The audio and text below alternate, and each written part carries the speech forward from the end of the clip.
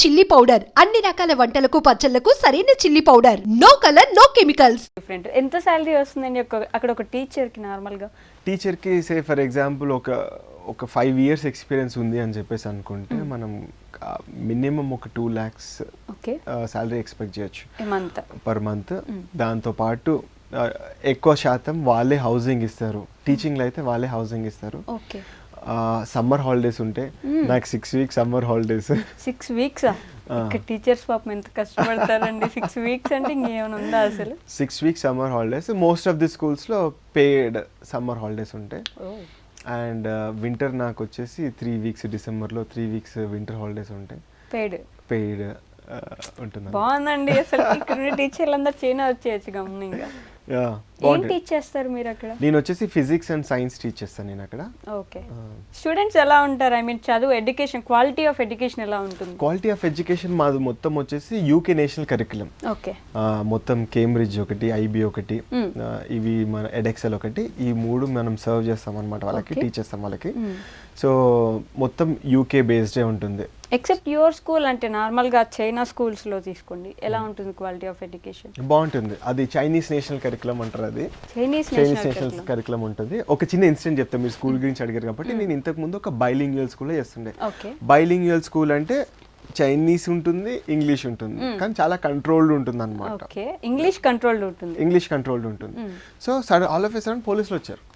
వీళ్ళేంటబ్బా పోలీసులు వచ్చారు అని చెప్పేసి అంటే అకాడమిక్ స్టార్ట్ అవుతుంది అప్పుడే. వచ్చేసి టెక్స్ట్ బుక్లు తీశారు. జాగ్రఫీ ఒకటి, హిస్టరీ టెక్స్ట్ బుక్లో ఒకటి. పలానా పేజ్ నెంబర్ నుంచి పలానా పేజ్ నెంబర్ వరకు ఆ పేజీలు చింపేసి వెళ్ళిపోయారు. మేము సరే పోలీసులు మేమేం మాట్లాడలేదు అప్పుడు. తర్వాత మెల్లి ఒక ఆల్మోస్ట్ 1 month తర్వాత 1 month లోపు వాళ్ళు ఏం అడుగుతారో ఏం చెప్పలేదు. వాళ్ళు మేనేజ్మెంట్ కూడా ఏం చెప్పలేదు. ఎందుకు చింపేశారు పేజెస్ అని చెప్పేసి అన్న. ఐ వాజ్ సో క్యూరియస్ అసలు ఎందుకు అని చెప్పేసి చూస్తే వాళ్ళు ఏమన్నారంటే ఇది international text book. International text బుక్లో చైనా గురించి వేరేలాగా ఉంటుంది. నేను ఎస్పెషల్లీ హిస్టరీ అండ్ జాగ్రఫీ ఈ పలానా పేజ్లో మనలాగా లేదు, ఇక్కడ చైనీస్ గవర్నమెంట్కి ఇంక్లైన్డ్గా లేదు. సో ఈ పేజీలు చింపేసి వెళ్ళిపోయారు వాళ్ళు. నెక్స్ట్ ఇయర్ చూస్తే జాగ్రఫీ టీచర్ లేడు. అంటే చాలా రిస్ట్రిక్ట్ చెప్పేశారు. చైనీస్ జాగ్రఫీ టీచర్ని పెట్టుకున్నారు. వాడు ఇంగ్లీష్ మాట్లాడేవాడు, వాడు చెప్పుకుంటాడు. హిస్టరీ టీచర్ అవుతున్నాడు, కానీ వాడికి చాలా రిస్ట్రిక్షన్స్. ఈ 2 subjects కొంచెం డిఫరెంట్ ఉంటుంది. అంటే మనకి చెప్పే చైనా స్టోరీస్ వేరుంటాయి. మనం ఇక్కడ తెలుసుకునేవి చైనా మనకు ఒక శత్రు దేశం, మనకి వాళ్ళకి పొత్తు పడదు, ఎప్పుడు గొడవలు ఉంటాయి. మనకి హిస్టరీ బుక్స్ లో కూడా వాళ్ళ గురించి చాలా డిఫరెంట్ గా కైండ్ ఆఫ్ నెగిటివ్ గానే చదువుకుంటూ ఉంటాం. మరి వాళ్ళ దగ్గర వాళ్ళకి నెగిటివ్ అసలు ఇక్కడ ఇలా చెప్తారనే విషయమైనా తెలుసా? ఒకటి సో ఇదొక నెగటివ్ థింగ్ మాట్లాడతాను నేను. ఇండియన్ పాపులేషన్ ప్రస్తుతం ఉన్న జనరేషన్ గురించి మనం ఎక్కువ టైం అన్నెసరీ థింగ్స్ గురించి మనం వేస్ట్ చేస్తాం.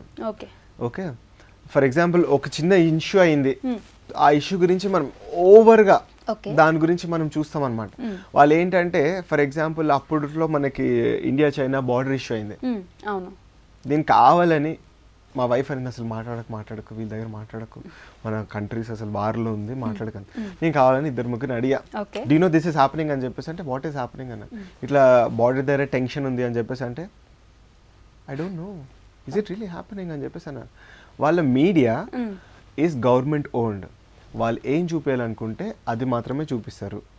నేను ఐ డ్రీమ్ నేను మొత్తం చూపించేస్తా అంటే కుదరదు.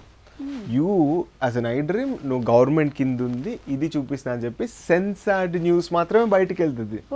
ఇవాళ అన్సెన్సార్డ్ న్యూస్కి వెళ్ళిపోతే I dream is a history. Okay, అంటే వాళ్ళ పర్మిషన్ లేనిదే కనీసం న్యూస్ కూడా మీరు బయట all government owned media channels మాత్రమే ఉంటాయి. ఓకే, అంటే వాళ్ళ గవర్నమెంట్ ఏం చెప్పాలనుకుంటే అది మాత్రమే చూపిస్తుంది. లేదు ఇది జరుగుతుంది ఇది ఒరిజినాలిటీ అని చూపించడం లేదు. అంటే వాడు చూపించుకుంటాడు, వాడికి ఏం చూపించాలనుకుంటే అదే చూపించుకుంటాడు అంతే. ఇంకా దిస్ ఇస్ కాల్డ్ సెన్సార్డ్. మనకి సెన్సార్డ్ న్యూస్ అని చెప్పేసి ఉంటుంది అనమాట, అది మాత్రమే చూపిస్తారు మనకి. ఓకే, సో మనకి ఇక్కడ జరిగేది మనం వాళ్ళ గురించి ఇక్కడ మాట్లాడుకునేది అసలు వాళ్ళకి తెలియదు. అప్పుడు నేను నిజంగా పరిచయం అవునా అని చెప్పేసి ఐ వాజ్ లైక్ అరే అమ్మ తెలియదు కదా అన్నట్టు. వాళ్ళకి మనకు వాళ్ళ శత్రు దేశం అనేది తెలుసు, శత్రు దేశం అన్న కాన్సెప్ట్ వాళ్ళకి లేదు. అంటే మెజారిటీ మళ్ళీ నీకేటో తెలుసురా అబ్బాయి అని చెప్పేసి అంటే నాకు తెలిసిన చిన్న సర్కిల్ ఉంటుంది కదా అబ్బాయి, ఆ సర్కిల్లో అయితే చూసిన దానికైతే శత్రు దేశం అనేది ఉండదు. వాళ్ళకి ఎట్లుంటుంది అంటే యూఆర్ ఏ బిజినెస్ మ్యాన్, నీకేం కావాలి, యూ వాంట్ బిజినెస్, కొనుక్కునేటోడు కావాలి.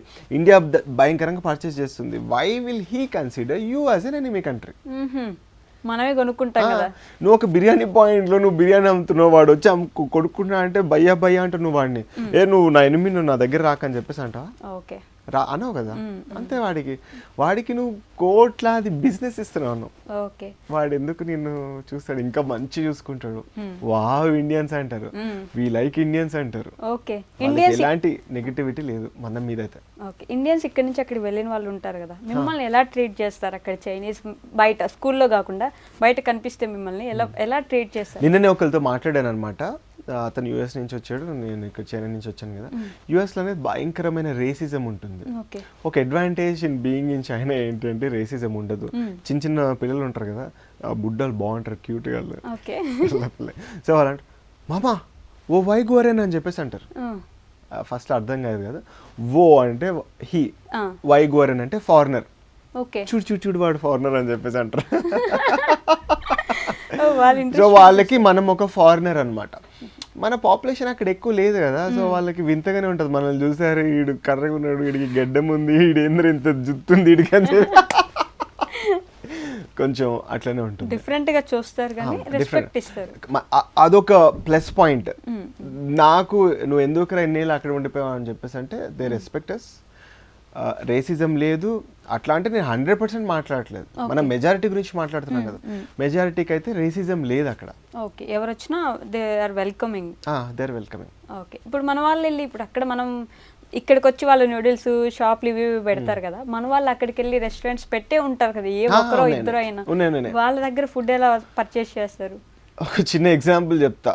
ఒక రోజు లిటిల్ ఇండియా అని ఒక రెస్టారెంట్ లో తినేసి మేము ఇంటికి వచ్చి, అరే మీకు చెప్పలేదా మా వైఫ్ పేరు కూడా వైష్యునే. ఓకే, అరే వైష్యు వాడు బిర్యానీ కంటే నీ బిర్యానీ బాగుందంటే ఒకటి ఇచ్చింది ఇట్లా, ఏంటి నీకు ఇంకా కాంప్లిమెంట్ ఇచ్చేయండి అంటే, వాడు బిర్యానీ నా బిర్యానీతో నువ్వు కంపేర్ చేస్తావు ఏంటి అని చెప్పేసి అనమాట. ఒక బ్యాచులర్ ఇక్కడికి వచ్చి వాడు స్టార్టింగ్ బిర్యానీ చేస్తే ఎట్లుంటుందో అట్లుంటది అనమాట అక్కడ బిర్యానీ. అంటే కొత్తగా మనం ఇప్పుడు అన్నట్టు ఉంటది. వాడు ఏదో టమాటా వేసి ఏదో చేస్తాడు, అసలు అప్పుడప్పుడు తింటే చేతి గోరింటాకు పెట్టుకున్నట్టు ఉంటది. మన పరువు పోయినట్టే కాదు పాపం. Not every restaurant but maximum అంతే. అంటే ఇక్కడ ఫుడ్ అలవాటు పడ్డోటి అక్కడ తింటే అది ఇండియన్ ఫుడ్ అని మనమే అనుకోము. ఏంటంటే మన టేస్ట్ బడ్స్ సాటిస్ఫై చేసుకోవడానికి అదొక ఫీల్ గురించి మనం వెళ్తుంటాం తప్పిస్తే టేస్ట్ ఓకే ఓకేనే ఉంటుంది. మనకి చైనీస్ వాళ్ళు wow this is so good అంటే నేను లోపల అంటే అసలు మన స్పైసెస్ ని వాళ్ళకి ఎప్పుడైనా తగిలిస్తే అసలు బతకగలరు అంటే అస్సలు ఛాన్సే లేదు. మా ఇంటికి కొంతమంది చైనీస్ గెస్ట్ని పిలుస్తాం అనమాట. మనకేంటి మన అతిథి దేవో భవ కదా, వాళ్ళని సంతోషంగా పంపించాలి కదా. మా ఇంటికి ఎప్పుడు వచ్చినా వాళ్ళు ఏడ్చుకుంటూ వెళ్తారు, కారం తట్టుకోలేక. స్టిల్ మేము కంట్రోల్ గానే వేస్తాము, పాపం వాళ్ళు ఏడ్చుకుంటూ వెళ్తారు అనమాట. అయ్యో, కొంచెం కూడా కారం తినలేరు కదా. కారం తినలేరు.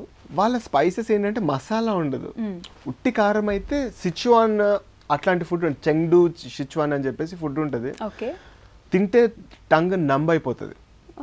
ఐ కాంట్ టాక్, అంత స్పైసీ ఉంటుంది. కానీ ఓన్లీ మిరియాలు ఆర్ ఎండుమిరపకాయలు ఆ స్పైసీ ఉంటుంది. మనము మంచిగా మొత్తం మసాలాలన్నీ తగిలితే నశాలానికి అంటాలి, అట్లుంటే మనకి బాగుంటది. మనం తింటే అదొక సాటిస్ఫాక్షన్ రావాలి. కానీ మెజారిటీ వాళ్ళు తినలేరు, అట్లా తినరు కాబట్టి అట్లా సాఫ్ట్ గా తెల్లగా అట్లుంటారు, మృదువుగా ఉంటారు.